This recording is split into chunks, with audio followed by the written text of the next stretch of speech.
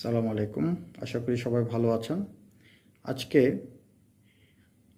একটু নতুন টাইপের একটা ভিডিও আমি মেক করছি।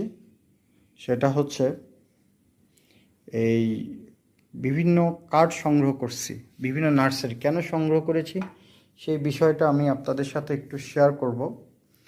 তো শেয়ার করব এই জন্য যে আমি